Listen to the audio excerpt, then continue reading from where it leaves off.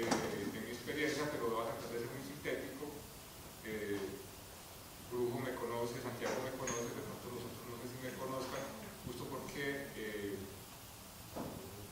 yo en la Universidad de Antioquia empiezo de hecho empecé como investigador social por la Universidad Nacional, haciendo estudios del territorio, trabajando en ordenamiento territorial como un simple antropólogo que aportaba pues un granito de arena en la investigación social, cuando este país incluso apenas estaba empezando a aprender a hacer ordenamiento territorial.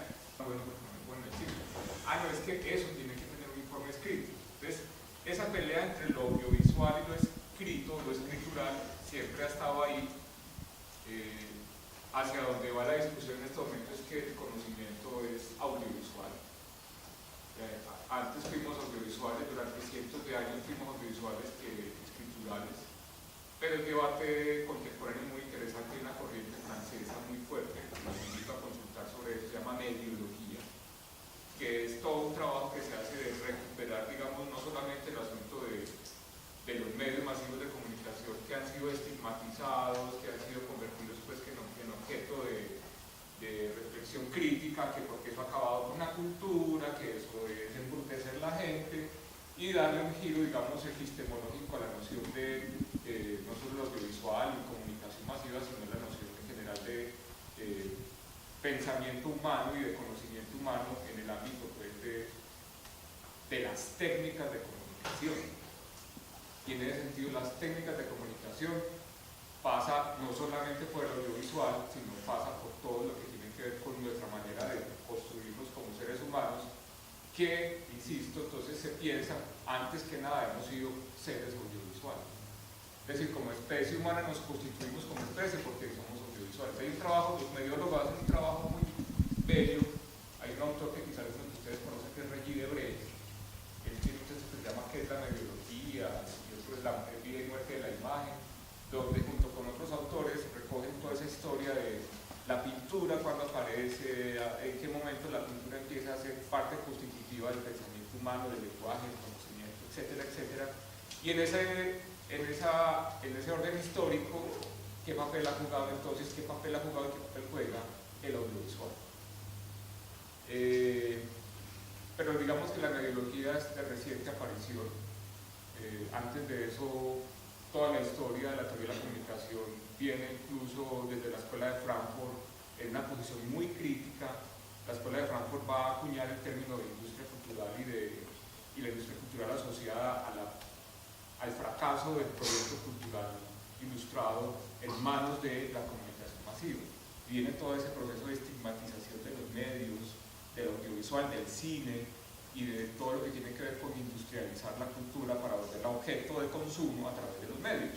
Solamente el asunto técnico mediático. El asunto es la radio, la televisión, el cine y ahora el internet. Y la mediología lo que vas a rescatar ese aspecto que no va a ser solamente mediático en términos del dispositivo tecnológico, sino mediático en términos de la mediación, en términos antropológicos, culturales, en la manera en que nosotros somos, yo ahí sí creo que es más invento mío, homos audiovisuales. Mi formación como antropólogo se preocupó por eso todo el tiempo. Hice algunos videos cuando estudié antropología, pero luego que yo me gradué, empecé a trabajar en investigación y retomo lo que estaba contando, y se me volvió como una obsesión muy encarretadora. Casi siempre le dejaba al comunicador, haga el video, pero era una separación absoluta entre la ciencia social como una especie de Olimpo del conocimiento y del saber supremo, frente al comunicador, que era algo así como un sujeto frívolo que hacía videos y que entonces hagan el video. En esa medida, después de que yo ya he hecho un par de experimentos por investigaciones pues, juiciosas, científicas, en temas de territorio, en la Nacional, pido, porque en la Nacional no veía yo antropólogos que pudieran evaluar muy bien mi trabajo, casi todos eran arquitectos, ingenieros, geólogos, en fin.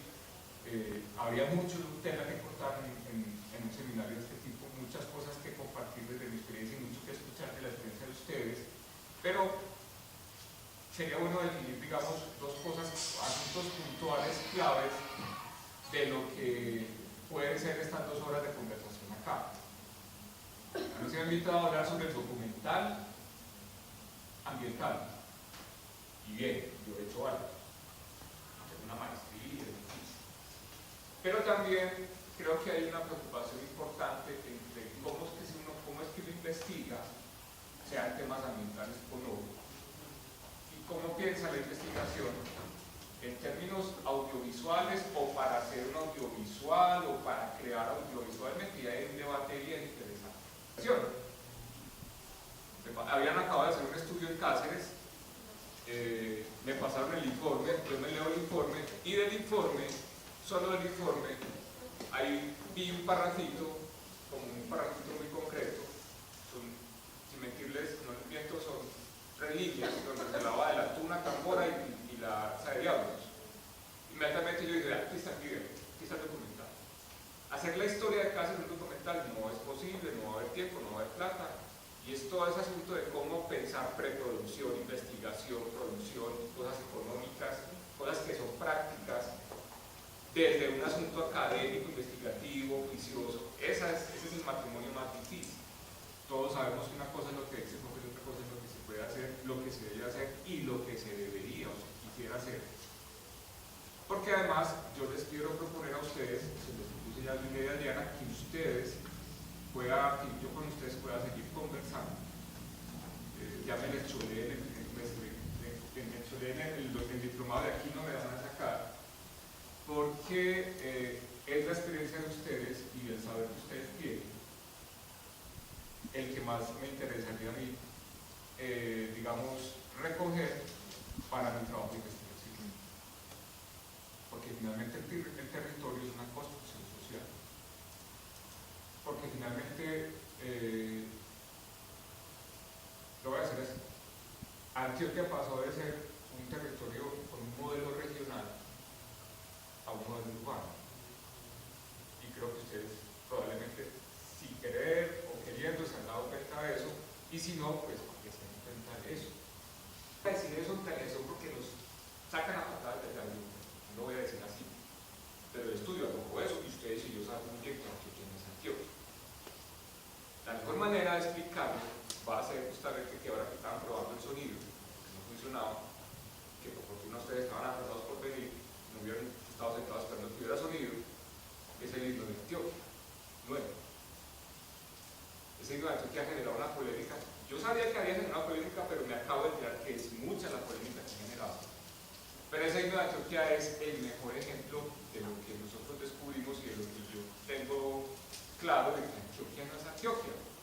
No sé si se dieron cuenta que dimos una vuelta con una especie de U, y eso es lo que llaman, que además coincide con lo que llaman la herradura de Antioquia. Esa U, cuando uno la pone en el mapa general de Antioquia, en realidad coge solamente es las zonas de montaña, y estos municipios casi todos fueron fundados o fueron construidos en zonas de montaña que tienen altiplanos. Estoy hablando de pura geografía, pero no es una geografía física sola, es la geografía que nosotros como antioqueños hemos construido. Ahí, bueno, sí, ya se me llevaba Sonsón, también en esa zona del oriente, Sonsón, Río Negro. Si uno reconstruye esa geografía, se va a dar cuenta que eso es Antioquia, ¿cierto? Que ahí están los municipios que fueron en el siglo XIX, los municipios con mucha plata, con mucho movimiento político, económico en Antioquia. Eso va a ser, para el lado del suroeste, se supone que es antioqueño, pero esos son secos partes. El Atrato y toda la frontera con el Atrato. Arriba del Urabá, no nos aparece lo que hicimos. Puede que ahora pueda aparecer apartado y todos esos municipios, pero esos municipios no son propiamente parte de esa historia que acabamos de reconstruir. En el siglo XIX eso no existía. Si nos vamos por encima del Frontino, toda esa zona de límites con Córdoba es la famosa, es una reserva forestal gigantesca que hay, que es un territorio de la FARC todavía. Y si después nos seguimos, nos metemos al Bajo Cauca, que eso es, obviamente es Antioquia, pero yo no sé qué tan paisa es. Y si nos bajamos más, nos metemos en el Magdalena Medio Antioqueño, que también sí hay antioqueños, pero eso qué tan antioqueño es. Entonces, Ahí hay una división que es muy cruel para quienes aman profundamente la raza antioqueña y creen que Antioquia es todo ese mapa, y nos damos cuenta que en realidad Antioquia no es Antioquia.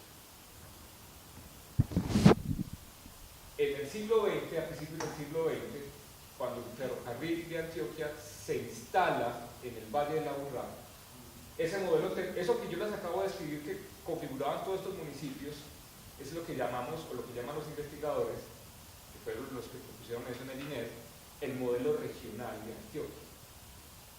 Era un modelo que funcionaba más. Aquí, Sonsón tenía 3 bancos. Eso no era porque había unos desocupados armando bancos en pueblo, eso era porque había plata, un poder político. Urrao tenía banco, es decir, y había toda una red de caminos que conectaban todos esos territorios para poder comerciar, para poder sacar el oro. Había más conexión entre esos municipios que producían mucho oro, Learse, Sonsón, Amachi, etcétera, Urrao, con Europa incluso que con Colombia, que Bogotá. Ellos venían incluso, el origen de que esta ciudad se hubiera transformado en una era tan bella como se transformó a finales del siglo XIX, después del siglo XX, era porque ellos veían más a un París que a un Bogotá o cualquier otra ciudad latinoamericana. La Sociedad de Mejoras Públicas se crea para poder organizar algo así como el primer plan de ordenamiento territorial urbano de la ciudad de Medellín. ¿Qué es lo que se percibe con este diplomado? Y es que ustedes, desde su ámbito de trabajo, cualquiera que sea, puedan tener elementos adicionales a los que ya tienen, no es que no sepan, seguridad que saben, pero puedan tener otras posibilidades de lectura del territorio. El tema ambiental es un entretanto. El tema ambiental yo lo he trabajado mucho, sí, de usos suficientes, sin hacer tener otro bagajito de herramientas de estrategias. ¿Qué tanto se conoce incluso, pues como el asunto del territorio, pero no el territorio concreto, sino una idea del territorio? ¿Cómo abordar el territorio, por ejemplo?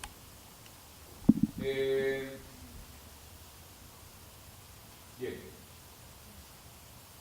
Lo que pasa es que yo no me quiero poner a hablar de un montón de cosas que podría decir por el tiempo que tengo. Esto es más una conferencia, una charla rápida.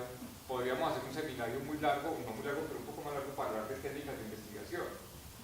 Pero una cosa clave que no sé hasta dónde ustedes la utilizan, la conocen, son las técnicas etnográficas. La etnografía es todo un desarrollo disciplinar, pues que la antropología fortaleció, pero que ahora todo el mundo la está usando. Hasta las enfermeras hacen etnografía para poder resolver un poco, de pronto más que un poco, ese enorme conflicto que tenemos cuando nos enfrentamos al otro o a lo otro que es desconocido para nosotros. Desde qué técnicas, herramientas, desde qué categorías ustedes están abordando las realidades complejas que están abordando. Yo entendí que cuando hacía una investigación estaba haciendo preproducción. Lo entendí así desde que empecé a trabajar en investigación. Y esto, digamos que es el resultado de ese proceso. Vemos un pedacito y conversamos, ¿les parece? Para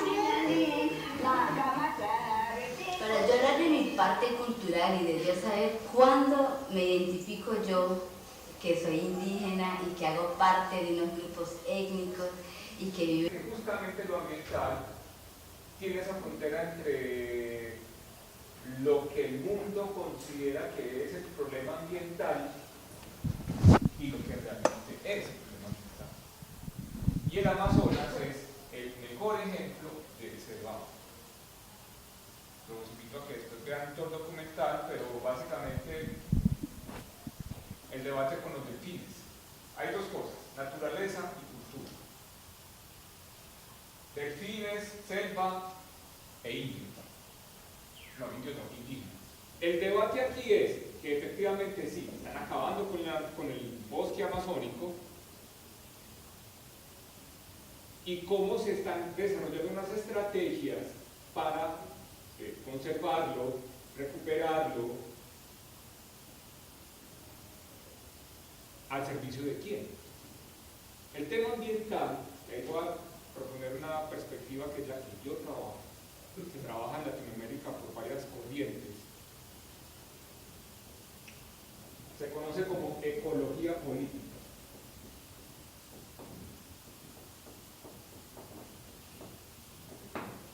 Yo no sé cuántos de ustedes trabajan directamente o han trabajado con temas ambientales, ambientalistas. El tema con lo ambiental es exactamente el mismo problema que tenemos con el otro. Por eso lo quiero poner como las dos en el mismo contexto. ¿El otro quién es? ¿O el otro para qué me sirve? La naturaleza, hay una perspectiva que la propone como un otro, como si fuera un sujeto. La diferencia es que el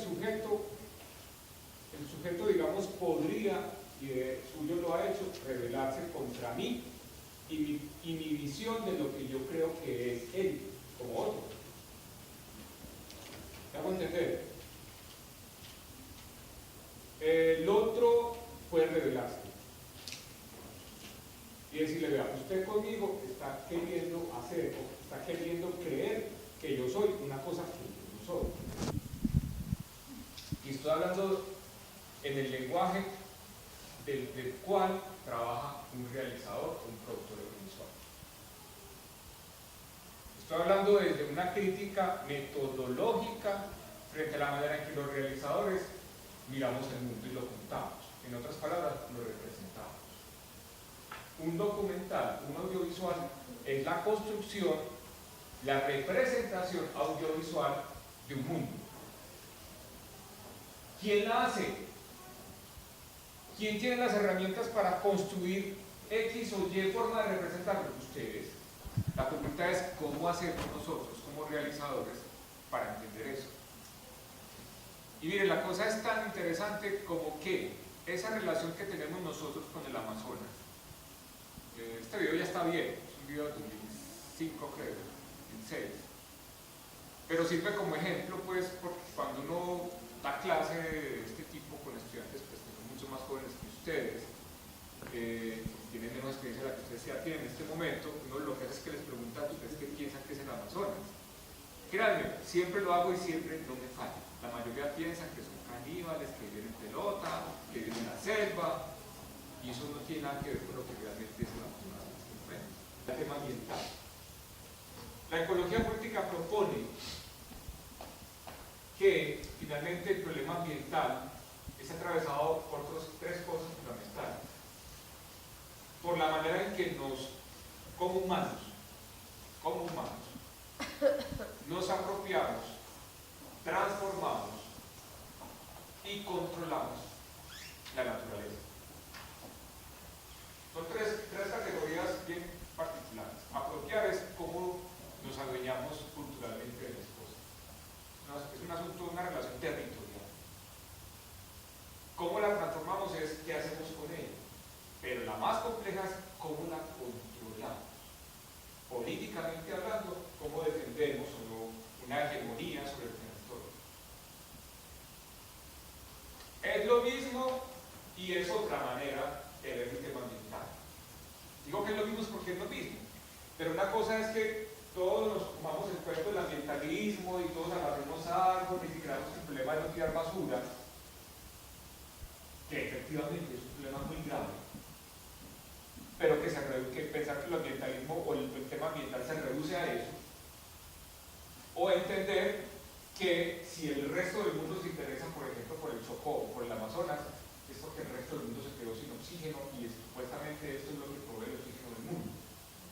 Entonces se conserva aquí para que ellos puedan seguir respirando, así aquí nos tengamos que seguir matando por unos modelos de desarrollo que ellos siguen defendiendo allá. No sé si van a entender por lo conflictivo que es todo este asunto. Eso es ecología política. Darle una dimensión política, pero no en el sentido político de partidos o de gobierno, sino de los conflictos por apropiación y control de la naturaleza.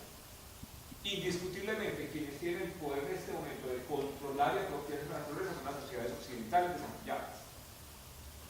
El interés por el Amazonas también es porque es probablemente una de las pocas reservas bióticas que le quedan a la humanidad. control de los medios de producción. Y lo interesante, estoy hablando de un concepto marxista del capitalismo, pero pueden borrar lo que estoy diciendo y hablar en términos del audiovisual, pero es lo mismo. Quien tiene control de los medios de producción del audiovisual tiene el control de la realidad. Así la realidad que está mostrando sea mentira. ¿Me hago entender o no? Entonces, no dejarnos engañar por nuestra propia matriz, que además suele homogeneizarlo todo y universalizarlo todo y naturalizarlo todo. Yo conozco el caso de unas organizaciones de mineros, que hay algo depredador en la minería, pero son mineros artesanales en el Alto San Juan, que tienen un proyecto que se llama Oro Verde. Y resulta que hace unos años un científico en Holanda, creo que fue, inventó una cosa que se llama la agroforestería análoga, y es cómo sacar el recurso minero y conservar el bosque rápidamente, volverlo a recuperar. Esta gente lo venía haciendo hace 400 años. Estos negros del Alto San Juan recuperan el bosque, yo mismo viví el proceso. Ahora, no son todos los negros, son eso. Por eso el asunto con la investigación, con la manera en que abordamos al otro, el otro tiene que ver con yo cómo me estoy acercando a ese otro. Indígenas también, es que además la gente cree que el indígena es el indígena colombiano. Son 54 comunidades indígenas. Se han apropiado del discurso ambientalista, pero el discurso ambientalista estaba en función de varios proyectos que se estaban desarrollando en ese momento en el Amazonas. Uno, protección de delfines, otro, protección de bosque, había varias cosas. Entonces yo decía, ¿yo qué voy a contar aquí? El tema de los delfines, el tema del bosque, ok. Y entonces la posibilidad de hacer ese recorrido me permitió hablar con personas, las personas que me aparecían en los diarios de campo. Conocí el personaje, me entendí muy bien con él, afortunadamente. Conocí otros personajes. Obviamente, como iba desde una lectura audiovisual, yo iba buscando no solamente quién fuera un buen informante en términos de que supiera mucho, sino que también hablara bien, porque ustedes y yo sabemos que cuando uno hace una entrevista y el otro no dice nada, no funcionó. El tema del clima, el tema del transporte, el tema de las locaciones, me di cuenta que la selva es hartísima para filmar. De esa intuición telefónica del personaje. Afortunadamente a veces nos encontramos en la realidad. Pero yo sí sugiero la lectura de ese libro a todos. Porque el libro lo que da pistas es justamente con quien quiera que sea el personaje, o cómo habla. Y hay una cosa que es fundamental, que yo que soy profesor de comunicadores, tanto audiovisuales como comunicadores, insisto, y es, hay que tener bagaje cultural, es decir, yo sí creo que ustedes deben ser personas que lean mucho. No estoy diciendo que no lo hagan, pero ustedes saben que tienen que leer. Y que hay mucho comunicador que lo que le interesa es más la figuración, la farándula, pero no tiene nada en la cabeza. Vea, es que la primera cosa que uno tiene que hacer como investigador es darse cuenta que usted no sabe nada. Y que tiene un montón de sesgos mentales muy bravos. Y que vérselas con esos sesgos mentales es la primera tarea metodológica real. Pero eso significa asumir una posición de humildad que muchos no estamos dispuestos a veces a asumir. Es decir, la narrativa es de usted. O hay un productor diciendo, apenas me hace tal plan. Bueno, sí, eso sí es nuestro, ¿cierto? Eso es una decisión que uno toma. Pero esta medida, pues, toda una vez estamos teniendo un discurso, estamos siempre preguntando y tenemos muy poco tiempo para mirar otras cosas. Eso es un asunto que también uno entra a mirar. Yo trabajo en un programa que es con los alcaldes. ¿Cómo se llama? 125 días. ¿Qué día es? Los domingos a la 1:30 de la tarde. Lo veré. El programa de alguna manera es lo mismo cada 8 días, ¿cierto? En diferentes territorios. Yo digo que lo único que cambia es la fachada, porque los temas siempre son los mismos. Ayer lo vi. Fue con el alcalde el de ayer fue San Pedro de Urabá y Titiribi. ¿Cuál es la preocupación que uno tiene pues, como realizador en este tipo en este programa que es tan sujeto a unas, no sé si a un manual de estilo, por lo menos a unas cosas, está muy decidido desde el principio? Por lo menos la oportunidad de leer, de estudiar, de reflexionar sobre dónde están ustedes como realizadores de una región. ¿Qué es esa región? Yo sí creo que es muy valioso. La invitación sería, es listo, tienen que hacer una cosa repetitiva. Ojalá alguno de ustedes se arriesgara a hacer su propio documental por cuenta suya con todo lo que ha aprendido. Yo no me imagino un documental hecho por vos, con todo lo que vos has sabido, has aprendido de ir, hablar con alcaldes, mirar. A mí me encantaría verlo. Y lo mismo para todos, es decir, cada experiencia, yo mismo lo confieso, le he sacado el cuerpo a los trabajos industriales. Pues yo creo que lo que ustedes hacen es muy valioso y en la medida en que se enriquecen la mirada, investigando, no tienen tiempo de investigar, pero ir leyendo.